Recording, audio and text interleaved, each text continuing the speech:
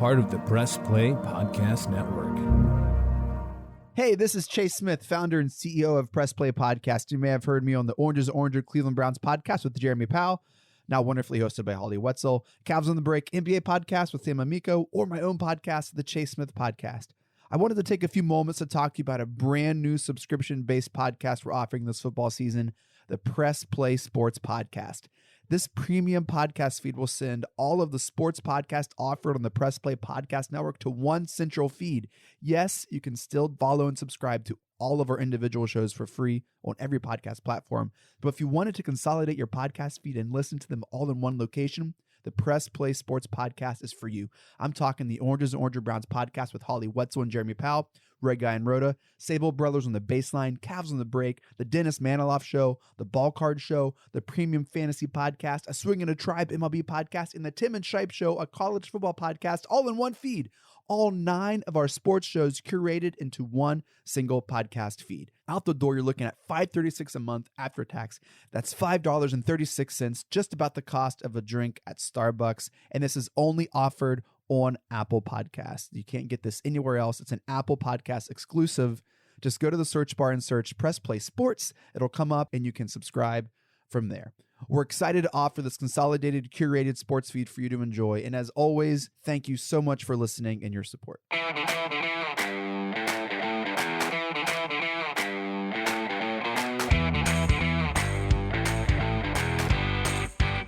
And welcome to another edition of the Red Guy and Rhoda podcast here on the Press Play Podcast Network. Shout out to our producer extraordinaire, Dave Emmert. Thank you for what you do. Michael, it's another victory for the Browns. They start the season with a loss at Kansas City. Now they've won 3 straight as they go on the road against a decent, I thought they were overrated a little bit, me personally, Minnesota, but a decent Minnesota team who was 1-2, but still you're on the road. They go out there, they take care of business in an ugly win, 14-7 to improve to 3-1 and remain tied for first in the AFC North. Doesn't matter how you get it done, right, Michael? No, that's right, Kenny. And as we're going to discuss, it was not always real impressive. Yeah. But the bottom line, they get the W. So you'd much rather have, this next week where you say, well, we didn't do this real well. We didn't do that real well. We didn't do this how we wanted to do it. And yet the bottom line says it's a W at 3-1. And you know how I feel about it, Kenny. Road wins in the NFL. I don't care whom you're playing, really. Right. They're not easy. They're not always easy. And sometimes you're going to have to grind it out. And I think where we'll stow is, I a couple of times a day, I'm like, look, Baker, what in the world is that? That's probably one of the worst games he's had since his rookie year when he first got the opportunity to play. He was awful today, and Kevin Stefanski wasn't much better with his play calling, I thought, Michael, again, in the 4th down situations, the goal-to-go situations. I don't know who was worse, Kevin Stefanski or Baker Mayfield, but here's the good thing. We're questioning both of those players, and yet it's during a win on the road to go to 3-1. So that shows you that the defense today, Joe Woods' defense, much maligned defense, right? Yes. I'm guilty on that from the beginning of the season. Carried this team today. Special teams did their part. So 2 out of the 3 units did their part to get the win today. Defense and special teams, and that made up for the poor performance by Baker Mayfield and what I thought were some poor play calls by Kevin Stefanski. Well, Kenny and I, was it on, I don't know, it was on Twitter. Did we text one another? I could not believe, early in a football game in the first quarter, 4th and 4. Yeah. And you don't take the chip shot field goal to put points on the board. You're down 7-0. You're down 7-0. Yeah. It's still late for put the points on the board. You got a lot of football. I mean, listen, Kenny, those type of decisions, I know folks are going to laugh. No, I'm sorry. They can get you beat. Yeah. They can flat out get you beat. It didn't today. He just absolutely turned his back on 6 points in the first half that with 2 chip shot field goals, I know you got to make them. I'm sure there's probably about a 95% chance those 2 chip shots were. So he turned his back on 6 points. Yeah. I mean, what are we talking about here? Are we talking about the 85 Bears that can afford to turn their back on points? I didn't like that. I didn't like that at all. And I like Kevin Stefanski a lot. If you've listened to us, but today he and his quarterback did not have a real strong performance, either one of them. No, I'm with you. I would have taken the points or tweeted that out, Michael. Give the defense credit right after they were stopped there on that fourth down play. The defense got a 3 and out. So the defense picked them right back up. Yeah. Now, maybe Kevin Stefanski, felt looking at the film and with Minnesota that he liked his matchup of his defense against their offense, and that if they stop us deep, inside the red zone, we'll get the ball back in good field position and we can come back down and tie it, 7-7. So, he rolled the dice. It didn't work. And the play calls again, Reg, they ran for a $185 or something like that today, right? Both Chubb and Hunt were terrific today. And there he is throwing the ball again on those fourth down plays, right? Yes. And later in the game, luckily they got a BS pass interference call that kept the drive alive, or they would have been stopped again inside the 10. And they tried to throw the ball on that play too. I just don't get it. I don't understand when you have a dominant running game, regardless of who's in there, in Chubb or Kareem Hunt, why in a 3rd and goal from the 1, 4th and goal from the 2, you don't try and run the ball. I would not be upset. I would not question him if they went for it on 4th and goal from the 2, they ran the ball with Chubb and they were stopped. I wouldn't question that. But you're going to roll Baker out and he's going to get sacked, or he's got to throw up a prayer again and again. And it's 3 different times this year in 3 different games. I believe that's happened. So Kevin Stefanski challenged the one pass reception to Jefferson. And I thought he challenged it based on panic because they were rushing to the line of scrimmage as opposed to facts or information. So he did not have a very good game today as the head coach, and yet they still found a way to win, Reg. That's right. And that's what good teams do. They overcome mistakes like that. They didn't turn the ball over on offense, but you could say they turned it over with some poor decisions in play calling, and yet they were still able to win 14-7. When he's going for it for 4th and 4, right? Yeah. 4th and 4 inside the 5, and then as you said, was a 4th down and 2. So what you're saying there, though, is, no, I'm going to go get 14 points here, right? We're going to go get 14 points here. We're going to put up a couple of times. Again, the football wasn't in the middle of the football field. This was down inside the opponent's 5. Yeah. And like I said, you turned your back on 6 points because I'm fine with one of them. The one, it's fine with me. I like being aggressive, but no, not the 4th and 4. Not the 4th and 4 when you're trailing 3-0. No. Yeah. You put those points on the board in the first quarter. Because, no, it didn't happen today. And, yes, the defense bailed him out a couple of times. Yes, he did. But, hey, again, Kenny, we could say we really like Kevin Stefanski as a head football coach. He's a very good head football coach. He dropped the ball today a couple of times. Right. And fortunately for the Browns, it did not cost them.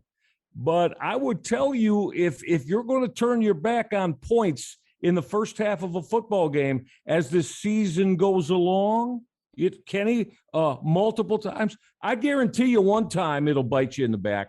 Yeah. That's just the nature of the NFL. Yeah, when you're playing a better team, absolutely. Reg, they had the ball 1st and goal from the 5. Here was the sequence right before the half.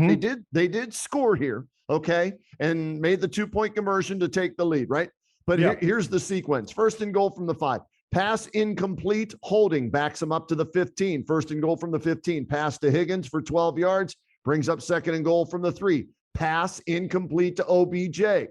3rd and goal from the 3. Chubb, 1-yard run. Brings up 4th and goal from the 2. Incomplete pass. They get the bullshit pass interference penalty on the Vikings. It gives them another 1st and goal situation, this time at the 1. 1st and goal at the 1. Incomplete pass. 2nd and goal from the 1. Hunt runs, no gain. 3rd and goal from the 1. Thank God they still ran it again. He gets the 1 yard and the touchdown. And then a penalty on the extra point. They go for 2. Nice play to Janum. That was their best play call of the entire day. It probably was. You're right. The 2-point. The 2-point conversion. Baker executed it, and it was a good play call. Right. So they go up 8-7 with 1 minute left in the second quarter, and that they get a field goal too late. So, I just sometimes coaches outthink themselves. They get too cute. They're too worried about maybe, well, they know me, I know them. We got to try to catch them off guard and all that crap. No, what do you do best? You run the ball. Your offensive line has given up 8 sacks in the last 2 weeks. They're not pass blocking very well. Your quarterback has a bad shoulder. Run the damn ball 35 times and bury that team today. Again, a win is a win is a win, but if you're looking at it, like you said, if this continues down the road when you face the Baltimores, the Buffaloes, the Kansas Cities again, or any of the playoff teams, you're not going to be able to come away with a win in a game like this. I feel that Kevin Stefanski is going to look at this as he, as all coaches do, can he evaluate this game, right, go through all the decisions they made, and in terms of almost regardless of how they played out, but all the decisions they made and what they were evaluating at that time, I feel good about, because I do think so highly of him. He had a very poor day today. I'm not backing off that. He had a very poor day today, as did his quarterback. Yeah. However, I think he's going to really look at it. And Kenny, I'm not that he'll do, maybe he won't verbally say it this week. I really believe he's going to say, damn, I jacked that up.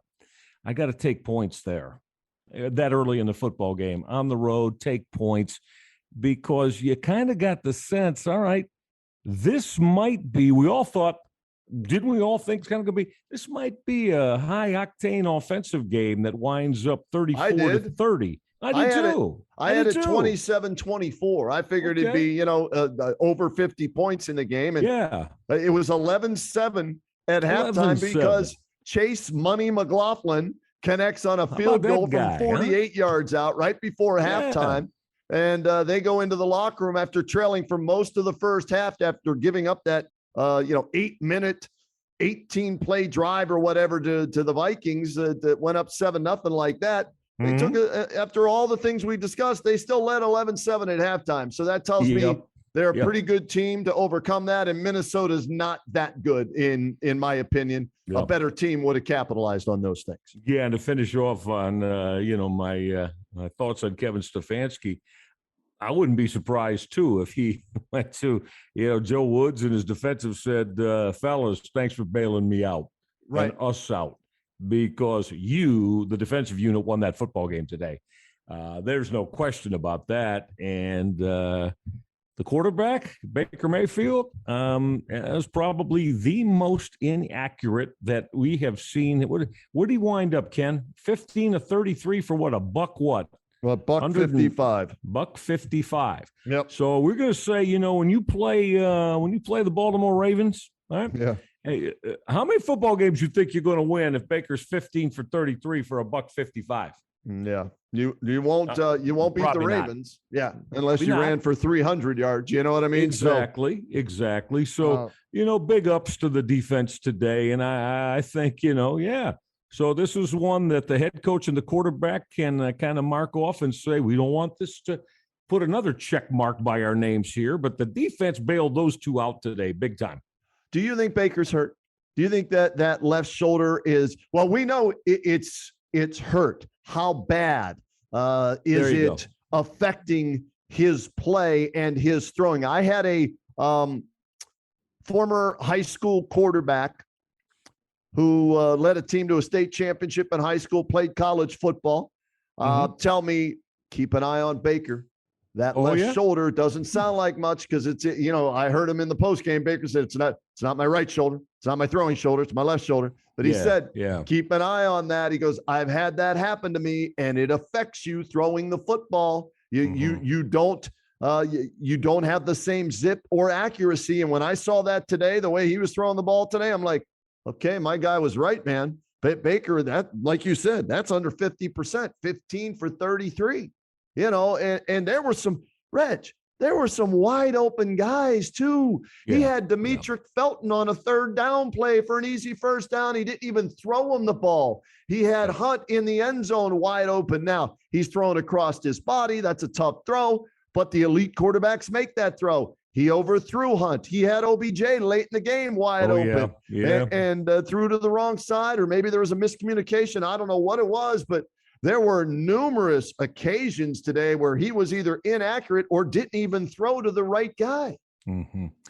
I also thought too, Kenny, as I watched it back a few times, on when he did his drops in the pocket, I thought he was bailing out way too soon, out of the pocket.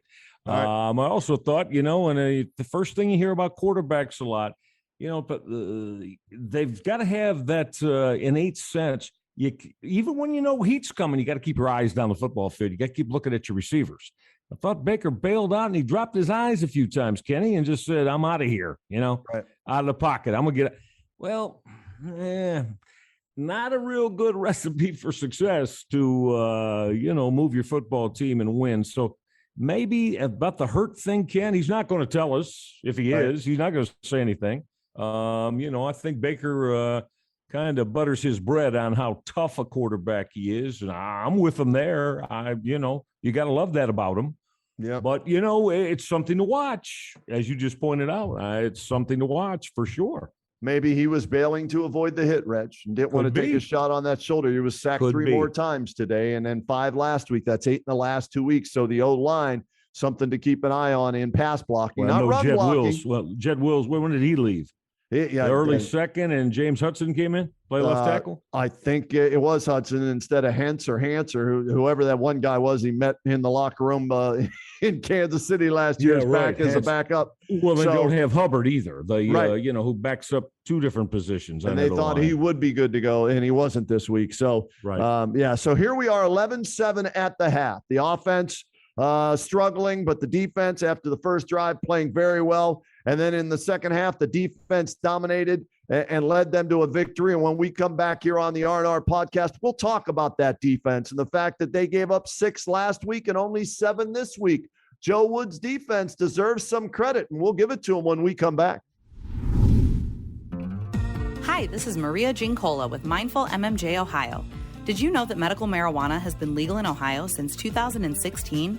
If you have one of 25 qualifying medical conditions, you can obtain your medical marijuana card today. The most common conditions are chronic pain, including migraines and back or joint pain, PTSD, fibromyalgia, spinal cord disease or injury, and cancer. If you or someone you know is interested in learning more or to find out if you qualify, visit mindfulmmjohio.com and fill out the short pre-qualification form. The process of finding a physician, filling out paperwork, obtaining medical records, and scheduling an appointment seems like it would be a daunting process for most. But, lucky for you, Mindful MMJ Ohio will help you every step of the way to make the process quick and easy. In most cases, we can approve a qualified patient within 24 hours. And the visit is virtual, so you don't even have to leave home. So what are you waiting for? Visit mindfulmmjohio.com today. That's mindfulmmjohio.com. Let us help you be more mindful of your health and find a natural way to find relief from your symptoms. Hello, this is Don Mike Mendoza, the host of the Producing While Asian podcast. Join us to listen in on conversations with everyone who identify from producers to non-producers who all are part of the AAPI community. There's all that and more on the Producing While Asian podcast here on the Press Play Podcast Network.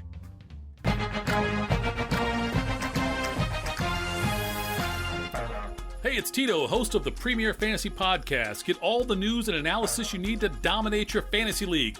I've been doing this as long as anybody in the business. I can help give you the edge in your leagues. It's the Premier Fantasy Podcast, part of the Press Play Podcast Network. And welcome back to the R&R Podcast. Kenny Road along with Michael Redguy. Thanks for hanging with us. Just want to remind you what's happening out at Northfieldpark, one of our title sponsors here on the R&R Podcast, Saturday, October 16th. Guess what? They've got the $125,000 Courageous Lady Stakes and the Buckeye Stallion Series. This action-packed night of racing features a $2,000 handicapping contest on the Buckeye Stallion Series and the Courageous Lady Races. They've got the Plinko game. I love Plinko, man. I love playing Plinko. Remember that on the old Price is Right, Bob Barker? Yes. And they've got the trackside barbecue grill and beverage station outside on the apron. Post time, 6 p.m. Saturday, October 16th. Go check it out. play some Plinko and win something. The Brownies won something today. They won a game on the road. It wasn't pretty, but it's a win nonetheless.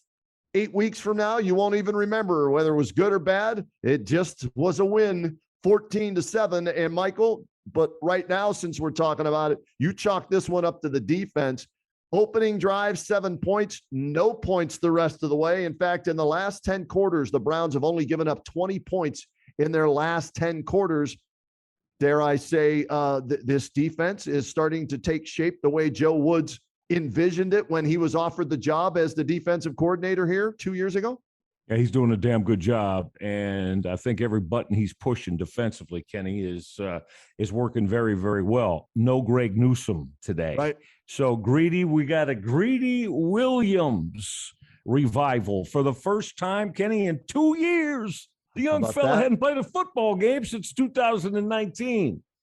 And, Greedy Williams stepped in, and as the infamous Bill Belichick would say, do your job. That's right. Greedy Williams did his job, right? And so, yeah, you had to like that. And I love the way that the Joe Woods' fronts are playing right now. And, of course, it's spearheaded by Myles Garrett, who is, I don't know. You put him right there with the top interior D lineman, wherever he plays. He can move inside, play on the edge. He's one of the best in the National Football League. They're getting good play out of Jadeveon Clowney. Tack McKinley's playing very, very good football. Kenny, I'm not real big on their linebacker room, but they're doing their job, and they're getting the job done. And Jeremiah Owusu-Koramoah, that young man, he's something else, Kenny. For a kid that's only about 215 pounds, damn, can he run and go get to ball carriers and make hits. And he's not bad in coverage either. In fact, he might be the best linebacker they have. 7 tackles today for JOK. Yes, sir. And so, again, damn good defensive effort, and they're to be applauded. They are all to be given game balls because they should. How many ever do you guys say, well, 15 or 16 of you played on our unit? Give them all game balls because they won the damn football game today. Period. They won the game for them. Greedy, first career interception. Tack McKinley with the sack today and 6 other tackles, I believe. Yep. Let's see. Myles Garrett got credit for a half a sack, 2 tackles for losses, 4 quarterback pressures today. Denzel Ward with a half a sack and some pass breakups. JOK, like I said, 7 tackles. So 6 points last week, Michael. 7 points this week. Again, they went through that Browns defense like a hot knife through butter, the Vikings did on that opening series. And you're like, oh, damn. Boy, the points per game, 29 for the Vikings. Kirk Cousins, playing well, supposedly. Maybe there's something to that. But then whatever adjustments they made after that first drive, again, give Joe Woods credit. We questioned them last year. We kind of maybe said, okay, at the end of the year, we'll give them a slight pass because they spent all the money and draft picks and that on the offensive side, not the defensive side. Then in the offseason, they went and they addressed the defensive side, right? Getting Newsome in the draft. JOK, Steele in the second round in the draft. Some free agent signings with John Johnson III. And it's paying dividends. They're starting to maybe feel themselves, find themselves, feel good about themselves, start to know what each other can and can't do and know their roles on that defensive side of the ball. So going to be a tough test, and we'll get to this game a little later next week on the road against Mr. Herbert and the San Diego, now LA Chargers. But the last 2 weeks, defense was the best performing unit out of the 3 on offense, defense, and special teams for the Browns in the Bears game and today. Yeah, well, they were in the Browns were in their, NFC North deal here, right? So 2 of them in the last couple of weeks, are either the Chicago Bears or Minnesota going to be pulling up the Lombardi Trophy in early February? No, I doubt it. But again, the Bears won though today. They beat the Lions today. Well, whatever. Okay. So now we know who's really bad. It's the Lions. The Detroit Lions, that organization. Yikes. Boy. Anyway, though, so defensively, you give up 13 points in 2 weeks in the NFL. with every, let's be honest, we've talked about this, but virtually everything, the way the game's played now favors the offense. Yep. It's almost like you're playing with one of your arms tied behind your back defensively. Can't hit anybody anymore. You gotta watch how close you get to quarterbacks. I really am starting to take a real strong. I'm going to even more this week take a real strong look at why this is starting to come together and tick. And it won the Browns a football game today. So, because as we know, when you only play 17, there's a world of difference of being 2-2 and 3-1. And the offense sure as hell isn't responsible for that victory today. Why I say that, again, is Chubb and Hunt ran the ball. They ran the ball well. But that's whom they are. They should have, I don't know. I wouldn't have thrown it 33 times today, Kenny, if I was calling the offensive plays with the way Baker was playing. Hell no. I've seen enough after about his first 10, 12 throws to – it was either one or two things, Kenny. You got to say, yeah, well, he'll get it. He'll pick it up.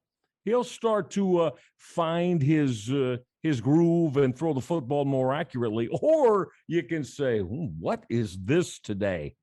Hell, it sounds like Baker even said that himself after the game. Right.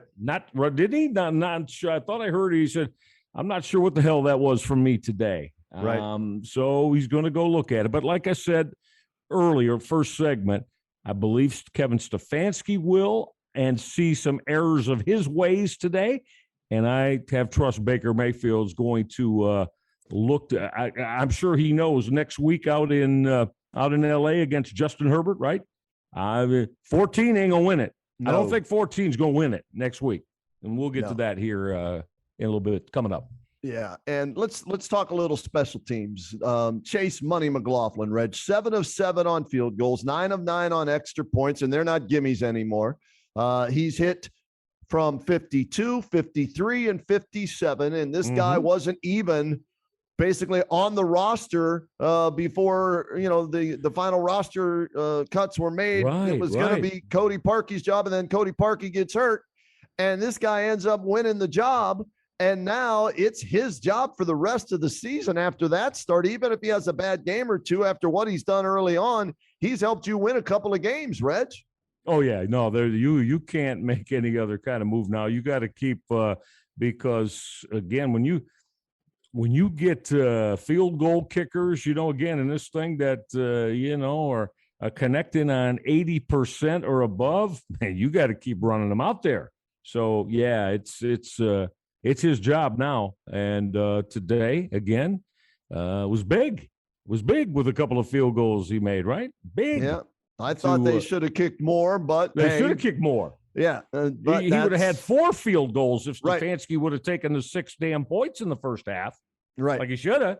Right. But anyway, yes, a lot of confidence in Chase McLaughlin. A lot of it. And they aren't even like worrisome kicks. They're like right down the middle. He's splitting the uprights, and he's got room to spare on these 50-plus yarders as well. So a nice find. But I think 2 of the things I was concerned with coming into the season, Reg, the defense, and the kicker. Nice job, you effing kicker, because I didn't know what to expect. I didn't know who the hell this guy was. He bounced around with how many teams, and I'm thinking, well, there must be a reason he's not on somebody's roster, right? Well, I mean, great find. Give credit to that front office for finding this kid and putting him in there. And then the defense is starting to answer some of my questions, and the roles are starting to be defined, and we're going to see more of JOK, I think. And Grant Delpit was flying around the field again today. And here's the good news. He was flying around the field, and he walked off the field after the game. He didn't get hurt. Same with Greedy Williams. That's been the knock on those 2, right? Can't stay healthy. So good to see that from those 2. And I was worried a little bit when Jadeveon Clowney went down today, but I think he just got a shot to the hip there, walked off, and he came back in and played. So hopefully nothing serious there. So, like I said, some of these guys starting to realize their roles. And Joe Wood's starting to get a feel for how to use the players that he has this year that he didn't have last year. Yeah, it's been very good on that side of the ball. Now, I got something for you on the other side of the ball. All right. Lay it on I'm going to present this to you again. I looked at this twice to make sure I'm right. So through 4 football games, do you realize that, and I know one of the key components, Jarvis Landry, is down. We know how much Baker has his thing with Jarvis. That's cool. I got it. The fact remains, Ken, no wide receiver has caught a touchdown pass. Yeah. No wide receiver has caught a touchdown pass. I'm going to say that their targets are even way down. Are you getting, should we be concerned about that through 4 football games? Because it seems like it's the tight ends and the running backs when you get in the red zone. And and if this is just about because Jarvis Landry went down, well, again, that's a problem to me. Right. You got to start getting some of these wide receivers involved, Kenny, and looking to get them the football in the end zone. Because again, not a one of them's caught a TD pass yet this year. They've tried to get OBJ on a double move inside the 5-yard line today with that back pylon throw with the double move. Couldn't get it to him. He only had 2 catches for 17 yards today. Hollywood Higgins, 4 catches, 63 yards. Real nice job by him. Yeah, that's never targeted Donovan Peoples-Jones, not once. No, not once. Not one Schwartz, I think one time maybe. So, yeah, that is an area of concern. 2 areas of concern on the offense for me, Reg. The O-line and pass blocking, okay? Yeah. And the receivers. You're right. Felton and Hooper have the 2 touchdown catches for the Browns this year. That's right. That's it. That's I mean, they have 2 TD passes in 4 games. And that's okay. You're 3-1. As long as you score touchdowns, it don't matter. Rhoda, I don't care if he somersaults into the end zone as long as they score the goddamn touchdown. Sidlar used to tell me that, right? Yeah. So it doesn't matter. But still, you want to be more balanced. You want to have that threat. And right now, there isn't a big threat in the passing game with the receiving core right now, Reg, or even in the passing game, period. So, again, maybe it's the injury to Baker. Maybe it's the O-line, the combination. Maybe it's Landry being out, or maybe it's all 3 of those things wrapped up into one. Yeah, could be. And what we do know that is you unlikely are going to go through 17 football games, meaning 13 more, and be able to keep winning on this path. Now, if you can and you can do it, okay, fine. But I would hope that there's some thought going on in that over at Cleveland Browns way about we got to get these wideouts more involved, especially in the red zone.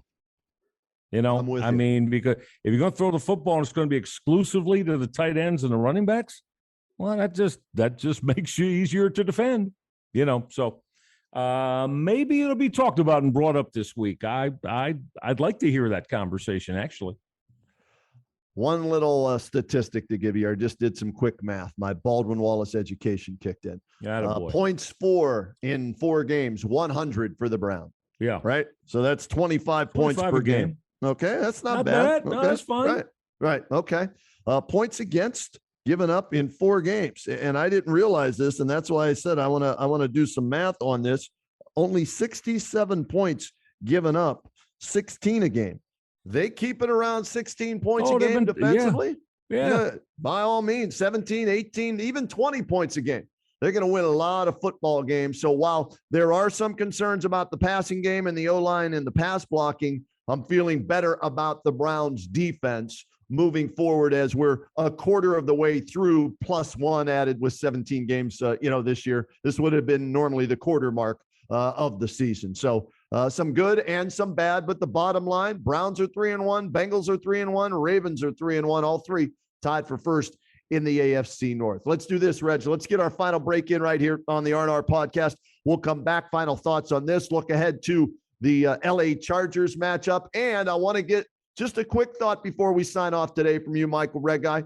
The Cleveland Indians played their last game as the Cleveland Indians today. The next time they take the field in a regular season game, they will be the Cleveland Guardians. So we'll just sprinkle a little Indians in there when we return here on the R&R podcast. Stay with us. Want to hear more about your favorite TV shows and movies that are on countless streaming services? Then listen to Up Next with your new favorite hosts, me, Kristen Aviles, And me, Christina Walter. Every other week, we'll highlight one genre, but 2 movies or TV shows, one old and one new. We'll let you know what's hot and what's not from your favorite or least favorite streaming services. And be sure to stay tuned to the end of each episode where we shout out an artist whose name you should know for their talent in the industry. So follow us to stay up to date with your favorite hosts from Up Next, a part of the Press Play Podcast Network. Hey everyone, it's JD from the Hyman Podcast. Backed by popular demand, I'm excited to let you know that new episodes of the Hyman Podcast will drop every other Monday on Apple Podcasts, Spotify, or wherever you listen to your podcasts. We're going to continue the conversations we started last season and keep having those hard conversations. There is so much in store for you this season, and I'm excited to share it with you. Subscribe today so you don't miss a single moment. The Hyman Podcast, part of the Press Play Podcast Network.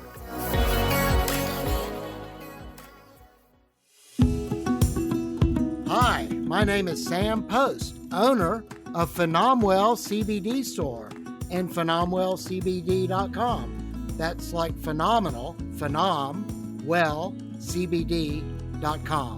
Tune in where we talk with experts about how the amazing hemp plant can make a difference for people's health and well-being from the Press Play Podcast Network. And welcome back to the R&R Podcast. Kenny Rhoda, Michael Regai with you. Thanks for hanging out with us. We're breaking down the Browns' win over the Vikings, and now we look ahead to the Browns' game against the San Diego LA Chargers. Go, Chargers, go. Yes, nice to see you, Michael Regai. Yes, how are you? It's fantastic. I love the way this Myles Garrett is playing. Look at the biceps of Myles Garrett. It's fantastic. Thank It's you, wonderful. Gov. Yeah. So that's next on the docket. Back-to-back road games, Michael. And Justin Herbert will play tomorrow night against the Las Vegas Raiders on Monday Night Football. So check that out to watch Herbert. Yeah. Advantage Browns that the Chargers will be playing on Monday night in a shortened week for them. Shorter week for them, absolutely. Takes a day of preparation away from them. You still got to give the players their day off. So, yeah, it's one less day of prep unless they decide to double up on Wednesday or Thursday. So, sure, to me, I know. Is that mitigated, though, by the Browns flying across country? There you have to play at L.A. Well, anyway, I think it's you like that. It's a slight little check mark toward the Browns that that L.A. the Chargers are playing tomorrow night. Yes, I look at the Chargers as a team that is maybe a year or two away, right? That if they continue to build the way they're building, and kudos to them, Reg. I'll be honest with you. When they drafted Herbert, I was like, really? That's right. I didn't see him play enough. So I didn't know. I was ignorant to say I didn't think he was any good when I really didn't know because I didn't watch him enough when he was in college. But boy, you talk about whoever that scout was that convinced them to draft him. They got a franchise quarterback in the making right there and a chance to do some damage for years to come. I think in the AFC, along with the Browns, the Buffalo Bills, and the Kansas City Chiefs. They got a pretty nice roster, and as you just laid out very astutely, yes, the selection of Justin Herbert looks like it's going to be big time for them and pay big dividends going forward. Kenny, this kid's 6'5", 240 pounds. He kind of reminds me of young Ben when Ben came into the NFL. Right. Out of the Miami Redhawks program, of course, in the MAC. Now Herbert was at Oregon, but he was good, but I don't think anybody looked at him as one of the top few quarterbacks coming out 2 years ago, excuse me. But I really like him, Kenny. This kid, to me, he is really on that, that quick ascent going up. It looks like he's got some real strong things going on for himself and his football team. Reg, when you talk about the young guns in the NFL, it starts with Patrick Mahomes, Josh Allen in Buffalo. They kicked somebody's ass today, shut him out again. Justin Herbert You throw him into the mix there. Joe Burrow, go Tigers, one team, one heartbeat. Go Tigers. Ed Orgeron, yeah, how you doing? Joey Burrow, man, that's a franchise quarterback. Lamar Jackson, they think they have their franchise quarterback. And what about Baker Mayfield? Is he in that class yet? Does he belong within that group? You want to say yes, but I think that's why the Browns haven't signed that extension with him yet, because they need to see it. If he can do what the those guys have done in clutch situations, winning games late, making plays, not missing throws to wide open guys. So it's going to be an interesting matchup, with Herbert and Baker next week. That's going to be a big focal point of that matchup next Sunday. Oh, no question about it. And you just said it, because that's where I was going to throw next. Baker knows this, and I hope he really, really looks at it this week and looks at all 33 of his throws today. You cannot miss open receivers in the National Football League. You won't win consistently that way. Kenny, those windows are too damn tight, right? You know that. Those windows close like that, and you start missing receivers when there are plays there to be made, production plays, right? Plays you could cash in on, plays you're going to put points on the board for you. You're not gonna win big that way. So let's hope that this was an anomaly today. How's that with Baker? Okay, and he'll look at it and get it figured out. I felt good about how I felt his accuracy and his ability to. I don't mind the swagger. Yeah, Baker's got a damn strong arm. And sometimes quarterbacks say, I can fit this throw in any damn window I need, right? No matter how tight it is. Well, a good quarterback's got to have that. But, whether it was a part of it between his ears today or just the physical it just wasn't there. And we hope it's just an anomaly of a 1 week thing. I'm going to lean toward yes on that. How about you? I'm not as confident as you, Reg. He started off, on fire with 80% completion percentage, right, over the first 2 weeks, I think it was, and the last 2 weeks.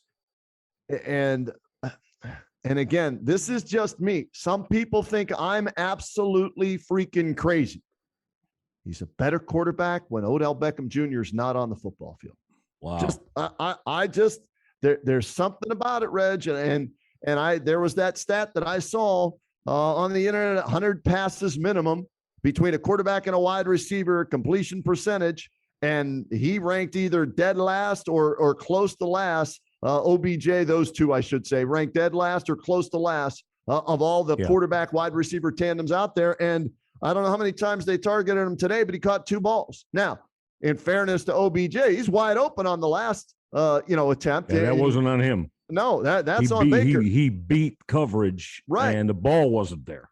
But Baker said something about communication, that it was on him about the communication. Again, we're going to start that. Well, that's what we were hearing the first, when OBJ came here. I know. And there's no question he was forcing throws to OBJ early on in OBJ's first. No question. I think we all can agree on that, right? Yeah, I just wonder. Now, I want to give him the benefit of the doubt from this standpoint. Let me get Jarvis Landry back healthy with OBJ, okay? Because right now, you saw they were double teaming OBJ today, right? Oh, yeah. There were a couple of times they wanted to take shots, and there was a corner and a safety over top taking OBJ away, so he had to check down or run or whatever he did. So I'm going to give him the benefit of the doubt until Jarvis Landry comes back. Not sure when that's going to be, hopefully soon for that offense, to get them both back out on the field together along with Hollywood Higgins, who seems to be a security blanket, his target. It's amazing, isn't it, Reg? Here's a guy that, for whatever reason, I don't know if he's in the doghouse, he doesn't practice well, I don't know what it is, right? But when he's on the field playing with Baker, he gets 3-4 catches a game. 2 of them are for big first downs in that. So Hollywood Higgins and Baker are fine. OBJ and Baker are not. They're just not. I mean, the numbers say that. You are what the numbers say you are, right? And they're not good, those two together. So there's something there, or I should say there's something missing. It's not there. And I don't know what it is. And it's frustrating. If you're a Browns fan, you're thinking you got one of the most elite wide receivers, in the game. And for whatever reason, he and your quarterback can't get on the same page. Communication, bad throws, bad routes, whatever it is. I don't know. So I still have my doubts about Baker. I'm not, like I said. And that's fair. When you bring in the match with or not with Odell Beckham Jr., that's fair. And I'm going to hold out hope that these two certainly can get this cleaned up and figured out because to me, his talent, I mean, all you can go on is what he did for years with Eli Manning. Yeah. I mean, he was averaging 6, 7, 8 catches a game. A lot of them, and certainly touchdowns, 10, 12, 13 touchdowns a year. It's got to get there or close to it. That's what the Browns brought him here for. But, yeah, you're right. I mean, the quarterback plays a large part in that, yeah. And again, OBJ is coming off an injury. Okay, he didn't start the season with the team. Okay. How many games? I'll throw this your way, Reg. How many games before you really start to get worried about Baker and OBJ? How many more games are you going to give those two together, right? To say, okay, he's been back long enough now. This is still happening. Where's the point there where you really start to worry? I'm not an excuse maker, but I do think this plays in. I got to get Juice Landry back on the field first before I think you can realistically start to really hone in on that. You get Landry back now, and I think that should. I mean, it's got to make a huge difference, I would hope. But there again, it's going to take these two guys figuring out a way. So I'm going to hold off until Landry gets back, and then let's see where it goes from there, Kenny. All right, let's real quick before we get out of here today, Reg. Final thoughts on this R&R podcast. We turn our attention to the Cleveland Indians, who are no longer the Cleveland Indians. They played their final game today. We're taping this on a Sunday night. They were victorious 6-0 over the Texas Rangers to finish the season at 80 wins, 82 losses. Missed it by that much. I had them at 81 and 81. They came up just shy of the 500 mark for the first time with a Terry Francona team. Let's just say it that way. All right. They win their last game. Aaron Savale,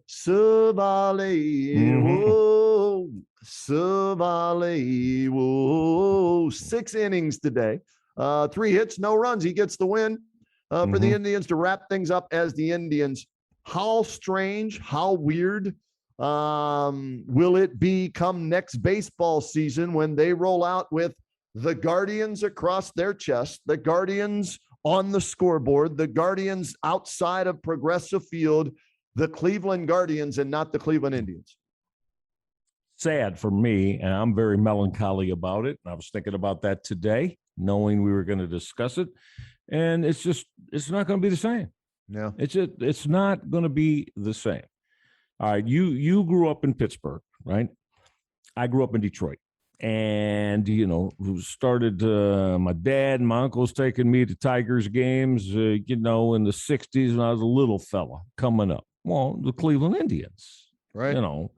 And I can remember you get in the late 60s, and then I can seeing Louis Tiant and Sudden Sam McDowell, right? Yep. And those Indians teams of the 60s, and then into the 70s, even with Rick Manning and Frank Duffy and Jack Brohammer, and having then the great Frank Robinson being the manager. But Kenny, that was the Tribe. Those were the Cleveland Indians. And again, I did not grow up here. I've been here now for over half my life. But I did not grow up as a young boy and started to love sports here. But, the Indians, I knew who everybody that played for the Cleveland Indians were because they played the Detroit Tigers 20 times a year. Exactly. So, very melancholy for me. And again, old guy, fine. Yeah, I put my hand up. That's right. But I'm not down with it. I sure wish that they could have found a different way. But I guess the way that, political correctness in our society is today, that was impossible, Ken. But it doesn't make me have to just jump on board and say I like it, because I don't. For me, here's the way I look at this, Reg. Obviously, you're happy to have a baseball team first and foremost. Okay. So they're staying. The baseball team is staying, at least as of now, they are, right? I'm not saying there's any rumors. I'm just saying, hey, that didn't come into play. So that's good, right? I can understand why the logo would be offensive to some people, the old Chief Wahoo logo. And, they got rid of the Chief Wahoo logo. I can understand why that would be offensive to some Native Americans. But the name Indians, I understand the world we live in, political correctness, and that's why they did it. Maybe they were pressured into it by Major League Baseball. There's the rumor out there that, hey, you want the All-Star game? Well, get rid of the logo and the name, and we'll give you the All-Star game, right? I don't know if that's true or not, but that's been talked about quite a bit amongst media members and other people in baseball that I've talked to, okay? So for me, you still have some high schools using the term Indians. You have the Florida State Seminoles. You have the Kansas City Chiefs. And they're staying with their those nicknames. The Washington Redskins. I understand why you would want to change that nickname and go in a different direction. So I thought the logo was worthy of being changed. I didn't think they needed to change the name. That's where I come in on this, that they could have, went with a different type of a logo, whether it was, headdress, they call it, or something along those lines. They could have still kept, the Indians nickname. Then to compound things for me, they went and changed it to the freaking Guardians, which is an absolute joke in my opinion. Reg, I know it's the opening shot of Major League, but I didn't know what the hell those things were on those damn bridges down there. No, I know. In all the years I've covered sports in Cleveland, which is over 30 years, and you've done it more than I have. Did you ever once, 10, 15, 20, 25 years ago, hear about the Guardians in any sports conversations or brought up in any way, shape, or form related to Cleveland? I did not. And to go that route just because you wanted something that ties to Cleveland, and that to me is a bigger travesty, picking the Guardians than getting rid of the name Indians, that you settled on the Guardians. I think it's ridiculous. Well, I did not either. I did not know what that referenced or referred to either in all these years. So I think you and I together have been probably close to 70 years now combined now, doing sports here in Cleveland. So I tell you, no, I did not. And like I said, so are we just going to eliminate? Are we now to eliminate the word Indians from our vocabulary? So what? When we reference that, do we need to say Native Americans? Is it? I don't know. Serious here. Right. Yeah. I don't know. We're not supposed to say Indians. Is it when you reference a tribe? Because there are many tribes, right? So this Native American tribe? Right. Yeah. I think probably. I don't know. Because we do for high school coverage, we cover the Northwest Indians. They're still the Indians, right? Northwest Indians. And I don't see anybody picketing, or Copley Indians. Don't see anybody picketing, or, So the Dolans caved to the political correctness, the political pressure, and made the change. And I might have been more okay with it had they picked a better damn name than the Guardians, right?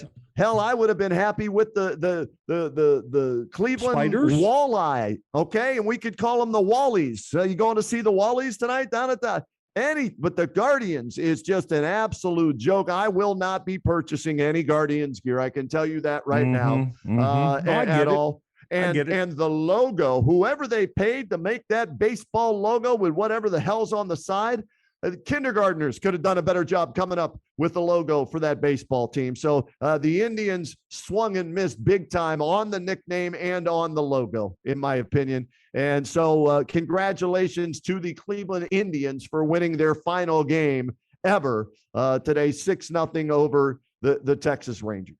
Yeah. And Kenny, so I guess in addition to the division winners, did I say it right today? Which is cool for baseball. On Tuesday night in Fenway Park, we're going to have a New York Yankees, Boston Red Sox, 1-game American League wild card to see who advances. They play 162 games, right. And now these two bitter, longtime rivals on the East Coast are going to play Tuesday night to see who moves on. Going to be fun right there. I mean, if you're a baseball purist and you don't care who you're rooting for, right? Oh, I'll be watching that. I mean, if you like baseball at all and know anything about the history of the game, man. Yeah. I mean, right, you got probably the most legendary figure in the game, Babe Ruth, that played for both of those franchises. Right. Yeah. So, there you go. I'll be watching. All right. Well, let's do this. Since this was the Browns post, I just wanted to get a little Indians in there since they played their last game ever as the Indians. In our next midweek podcast, we'll tackle the Tribe season that finished at 80 and 82. Right. Sprinkle in some college football. A lot of ranked teams went down this past weekend. Yeah. So we'll get into that midweek and preview more of the Browns and the Chargers. But just final thoughts before we get out of here on the Browns win today, 14-7, Reg, over the Vikings. Well, so they've added in another game this year, as we know. It's now a 17-game season. But, Kenny, we'll still virtually say, so the quarter poll. And, 3-1. All right. So let's say in the next, let's say they're 6-2 and then they're 9-3, right? And then they're 12-4 and win the finale or lose the finale. That's either going to be 13-4 or 12-5, Kenny. And that's going to probably win you the division. Probably win the division. So if they can keep winning 3 of every 4, regardless of these other things that were, a little bit concerning today. Yep. They're going to be just fine and in great shape. And I think they're capable of doing that. I think they can be a 12-13 win team. Got to clean some things up, and we've gone through all of those. But I like the composition of this roster, and I like the guys that and what they have in mind for their goals. And so, that with the coaching staff, hopefully, and everything will be smooth as we go through this. It's going to be a fun ride, that's for sure. Reg, here's my final thought on this. I don't care how you win on the road in the NFL, just get the win. That's right. Okay? And then go back and watch the film and try and fix, what you screwed up. Play calling, Baker Mayfield, offensive line pass blocking. That needs to get cleaned up. But it's a good road win for them to go to 3-1. And now they'll take on the Chargers and hopefully clean some of those things up. And I had them at 11-6. I figured high end 12 wins, low end 10 wins. So I went right in the middle of it with 11 wins. So I went 11-6. I'm still on 12-5. Yeah, right. We're right there. Yeah. Yep. So I'm still on par with that. And let's see if we find out any more information about Baker's left shoulder, maybe affecting his right shoulder and his throwing as we get ready for this game against the Chargers. All right, that's going to do it for another edition of the Red Guy and Rhoda podcast. Thanks again to our title sponsor, Northfieldpark, to our producer extraordinaire, Dave Emmert, and the Press Play Podcast Network. Reg, we'll meet midweek, talk about some of those other things that we've already mentioned, and we'll have a lot of fun doing that. And then we'll do this all over again next Sunday after the Browns-Chargers game as well. All right, Michael? Yes, sir. We'll do it then.